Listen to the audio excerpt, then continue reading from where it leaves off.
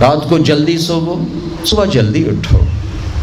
میں پوری دنیا پہ، ابھی افریقہ کے 8 ملک پسماندہ 5 بجے کے بعد بازار بند ہوتے ہیں، یہاں رات 9 بجے شاپنگ کے لیے نکلتے ہیں۔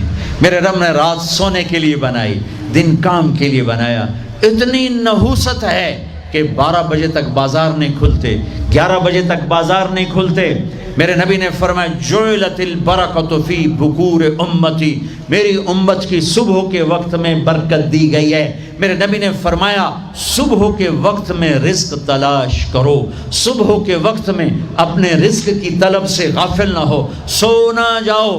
اب سارا تاجر صبح سوتا ہے، ساری منڈیاں، سارے بازار رات 11 بجے تک کھلے ہوئے ہیں، بچوں سے دور، بیویوں سے دور۔ رات 11 بجے دکانیں چھوڑتے ہیں، 12 بجے کھانا کھاتے ہیں، بچے یا سو چکے ہیں یا اپنے ٹی وی پر مشغول ہیں، یہ 12 بجے کھانا کھا کے ہی سوتا ہے، سارا کھانا پیٹ میں زہر بنتا ہے، پھر پیٹ پھول پھول کے باہر، پھر جناب شیخ صاحب ٹردے جا رہے ہیں، آپ سجے پاسے تے پیٹ کھبے پاسے، اور پھر ڈاکٹروں کی چاندی، کسی کو بلڈ پریشر، کسی کو شوگر، کسی کو ہارٹ، کسی کو کچھ، یہ سب فطرت کی زندگی کو چیلنج کرنے کا۔ یہ ساری لوڈ شیڈنگ اللہ کی قسم ختم ہو جائے گی۔ شام مغرب پہ بازار بند کرو، صبح اٹھو، سارا یورپ، سارا امریکہ، سارا چائنا، سارا افریقہ میں جہاں پھر کر آیا ہوں، 5 بجے بازار بند ہیں، 9 بجے سناٹا ہوتا ہے، ہو کا عالم ہوتا ہے۔ تمہارے 9 بجے لبرٹی سے گزرا نہیں جاتا ہے۔ کیا ظلم و ستم ہے، نہ دین جانتے ہو نہ دنیا جانتے ہو، نہ تم دین کے واقف ہو نہ دنیا کے واقف ہو، دنیا سے بھی جاہل ہو، دین سے بھی جاہل ہو، دنیا کا بھی ظلم کر رہے ہو، دین کا بھی ظلم کر رہے ہو۔ لا ثمرۃ بعد العشاء، میرے نبی نے فرمایا عشاء کے بعد کوئی مجلس نہیں ہے، سو جاؤ۔ تہجد میں اٹھو۔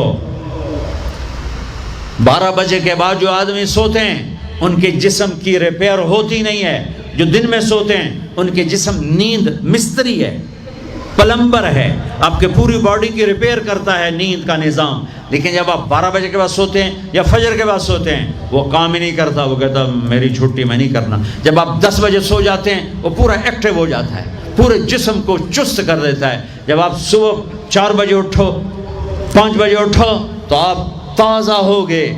رات کا جاگنا، دن کا سونا نحوست، آپ کی بجلیاں تباہ، پہلے ہی تھوڑی ہے، اوپر ساری رات کے دکانیں، فنکشن۔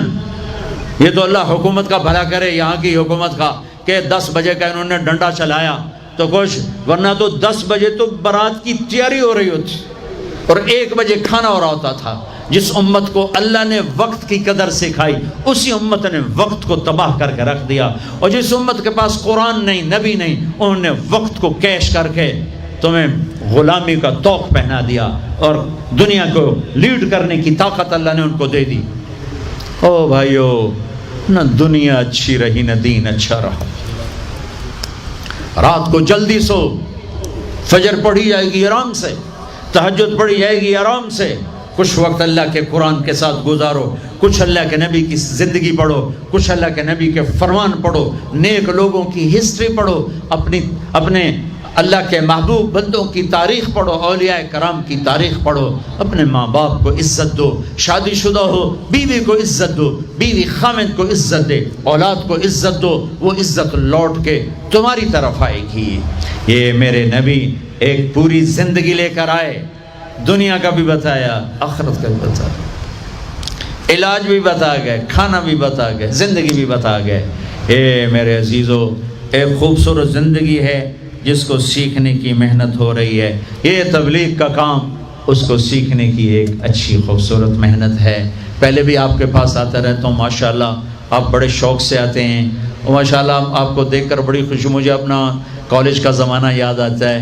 ہم گورنمنٹ کالج لاہور میں اقبال ہاسٹل کے، پتہ نہیں اب کیا صورتحال ہے، بیچ میں ایک لان تھا گول، اس میں ایک پھٹی ہوئی چٹائی پڑی تھی، صف۔ میں نے وہاں کبھی نماز نہیں پڑھی، جتنا عرصہ رہا 3 سے 4 لڑکے نماز پڑھتے ہوئے مجھے نظر آتے تھے، ان میں ایک کو میں اب بھی دیکھ رہا ہوں، سانولے سے رنگ کا نام مجھے اس کو بھول گیا، وہ نماز 5 وقت کا نمازی تھا، وہ مجھے نظر آتے جاتے میں اسے دیکھتا تھا نماز پڑھتے ہوئے۔